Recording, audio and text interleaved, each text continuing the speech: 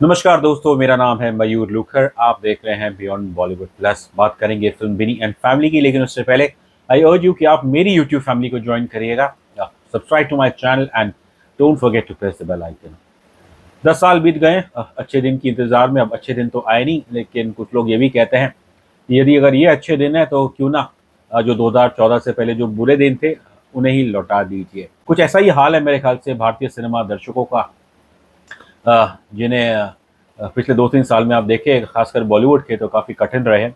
And we Indian audiences have to endure one bad film after every week. अब चाहे वो remakes हो, biopics हो, वेस्टर्न इमिटेशन आप कर रहे हैं। आई एम श्योर भारतीय दर्शक भी यही सोचता होगा कि अगर आप ऐसा बकवास सिनेमा आप बनाते हैं तो बेहतर यह है कि क्यों ना you you go back to your roots. And by roots I mean जो इंडियन सिनेमा, खासकर बॉलीवुड की जो लेगेसी है, वो हमेशा से रही है रोमांटिक फिल्म या पारिवारिक फिल्म। तो इसलिए बिनी एंड फैमिली का जब ट्रेलर आया तो एक उम्मीद थी कि शायद this might trigger nostalgia, specially for audiences like me. लेकिन साथ ही साथ जो आज की युवा है, ये फिल्म शायद उन्हें सेंसिटाइज करेगी to the legacy of Bollywood. Binny and family के वन ऑफ द प्रोड्यूसर्स है बालाजी टेलीफिल्म्स, टीका कपूर। इन्होंने she had redefined Indian soaps on television in the 2000s। और लेकिन छोटे पर्दे पे तो ज़्यादातर ये ट्रेडिशनल स्टोरीज ही लेके आती थी। लेकिन जब बात करें सिनेमा की तो फिर वहाँ पे बालाजी टेलीफिल्म्स, उसका जो कंटेंट था, इट्स ऑलवेज बीन एजी। अब कुछ फिल्में इनकी चली, लेकिन over a period of time and also जो इन्होंने अपना OTT खोला, and someway I think Balaji Telefilms it push the envelope a bit too much. और जिसके कारण अब इनकी कोई फिल्म आती है थिएटर्स में तो लोग स्केप्टिकल रहते हैं और इतने लोग जाते नहीं हैं। तो फिर क्या बिनी एंड फैमिली, ये एक प्रयास है भाई एकता कपूर की, कि वो फिर से अपनी एक संस्कारी इमेज बनाए।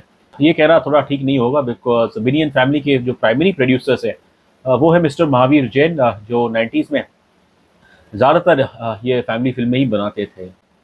बिनी एंड फैमिली, इसकी कहानी लिखी है डायरेक्टर संजय त्रिपाठी और इनके बेटे नमन त्रिपाठी ने। अब इनके बारे में मैं इतना जानता नहीं हूँ। और स्टोरी अच्छी है, सिंपल है कि कैसे एक बिहारी फैमिली है जो अब लंदन में आके बस गई है, जहाँ पे एक शख्स है विनय, जो एक लेक्चरर है। This is played by Rajesh Kumar. इनकी वाइफ है इनके साथ राधिका, प्लेड बाय चारू शंकर, और इनकी 18 साल की एक बच्ची है Binny, that's played by debutante actress Anjani Dhawan. Like most Indian parents, उन्हें हमेशा चिंता रहती है how to raise their child in a western society. और ऐसा नहीं है कि विनय और राधिका कोई हेलीकॉप्टर पेरेंट्स है, लेकिन हाँ, जब बेटी घर पे लेट आती है या बता के नहीं आती, तब नेचुरली वो भी टेंशन लेते हैं। और बिनी, आई थिंक वो बस अभी अभी हाल ही में 18 साल की हुई है, and she wants a space. Bini seems to have gelled well into the English culture.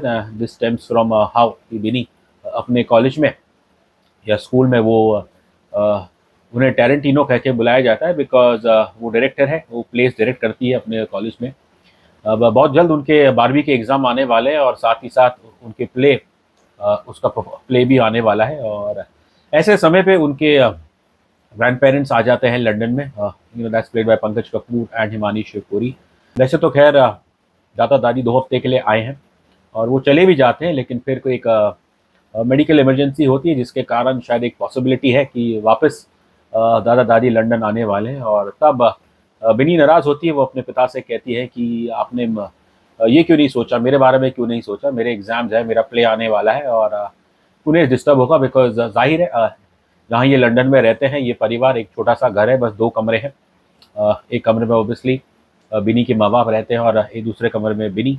और तो जब ग्रैंड पेरेंट्स आते हैं तो वो बिनी के कमरे में रुकते हैं, और जिसके कारण ऑब्वियसली उन्हें शायद तकलीफ होती होगी। आगे की कहानी बेहतर होगा कि आप जब फिल्म देखें तो खुद ही उसे डिस्कवर करें।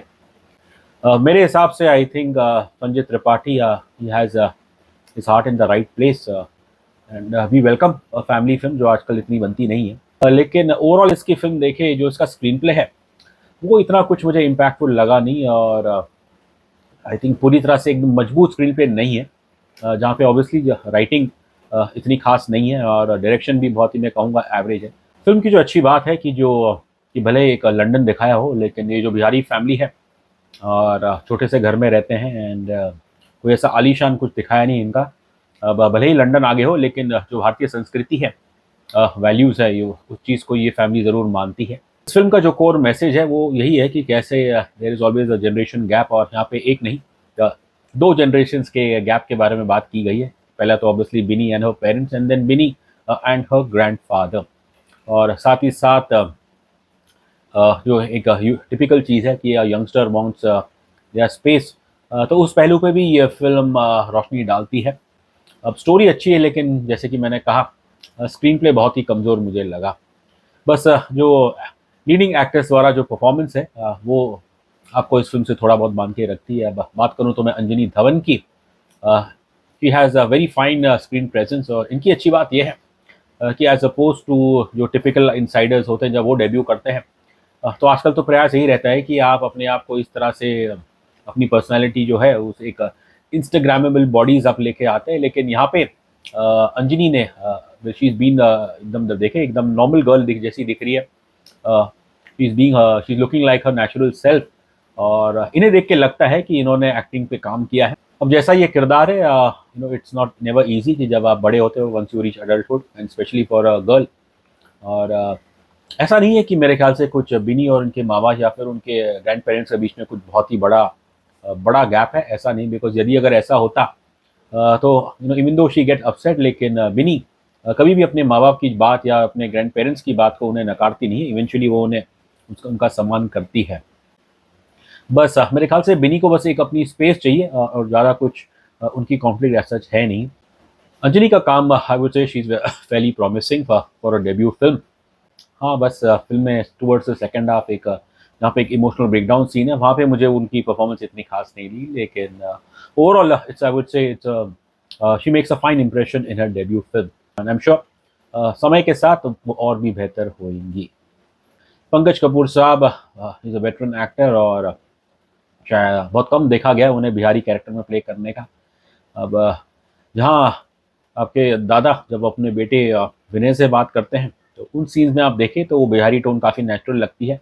लेकिन लंदन आने के बाद जब वो अपनी पोती से जो घुल-मिल रहे हैं, तो फिर उन सीन्स में वो बिहारी एक्सेंट नहीं रहती, एंड ऑब्वियसली उसका एक कारण ये भी है कि बिनी लंदन में पैदा नहीं हुई, वो पैदा भारत में ही हुई थी, पूना में उसके फॉर्मेटिव ईयर्स थे, और फिर ये परिवार लंदन गया था। और बिनी अच्छी बात ये है कि she speaks in a Indian English, और उन सीन्स में जो आप देखें जब दादा और पोती की जो बातचीत हो रही है, उसमें पंकज कपूर साहब का टोन बिल्कुल एक नॉर्मल, जैसे उनका नॉर्मल टोन है, वो वैसे ही बात कर रहे हैं।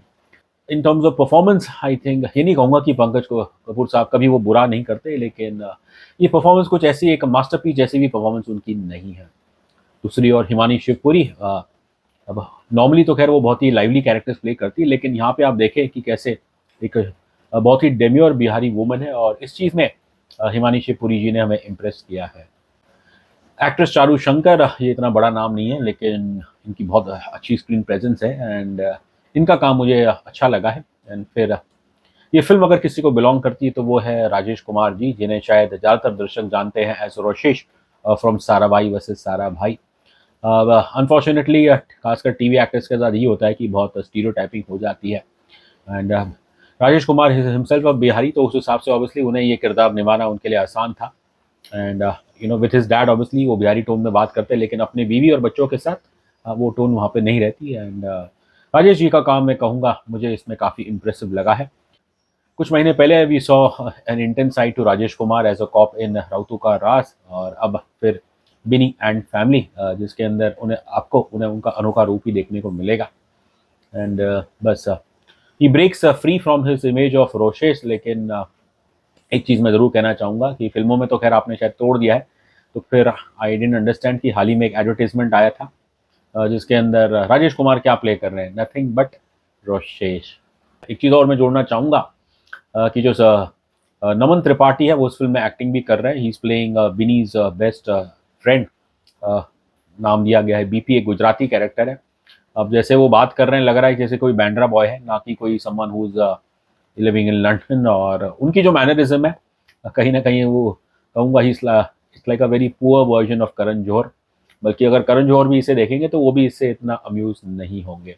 I think one of the big problems with the film is कि जो फैमिली एक्शन है वहाँ पे अच्छा ही है, बट जहाँ पे बिनी की कॉलेज लाइफ जो भी दिखाई है वो बिल्कुल ही एकदम फर्जी सी लगती है हमें।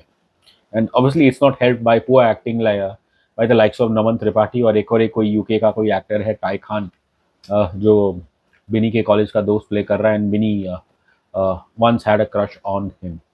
फिल्म स्टोरी अच्छी थी, प्रॉमिस था, लेकिन जब राइटिंग में इम्पैक्ट नहीं हो, एंड आई डोंट नो कि कुछ सीन्स तो ऐसे लगते हैं कि एकदम पुअरली एंड किए गए हैं, और क्लाइमैक्स भी मुझे उसकी राइटिंग है वो भी कुछ दमदार लगा नहीं। और आई थिंक बैकग्राउंड म्यूजिक का इसमें इस्तेमाल करनी चाहिए थी, जो कि बहुत कम किया है। अब in trying to be realistic I think कहीं ना कहीं जो एक नेसेसरी ड्रामा भी ज़रूरत होता है वो यहाँ पे आपको स्क्रीन प्ले में इतना देखने को नहीं मिलेगा। इस फिल्म में ढेर सारी खामियां होने के बावजूद भी फिर भी मैं ये कहूँगा कि बहुत कम होता है आजकल फैमिली फिल्म देखने को। एंड उस हिसाब से मैं इसलिए लोगों से गुजारिश ही करूँगा कि जिन्हें पारिवारिक फिल्में पसंद है तो बिनी एंड फैमिली को आप ज़रूर एक मौका दीजिए। एटलीस्ट कम से कम परफॉर्मेंस के मामले में जो लीडिंग एक्टर्स हैं वो आपको नाराज़ नहीं करेंगे। रही बात रेटिंग की, तो मैं देता हूँ बिनी एंड फैमिली को 5 में से 2 स्टार्स।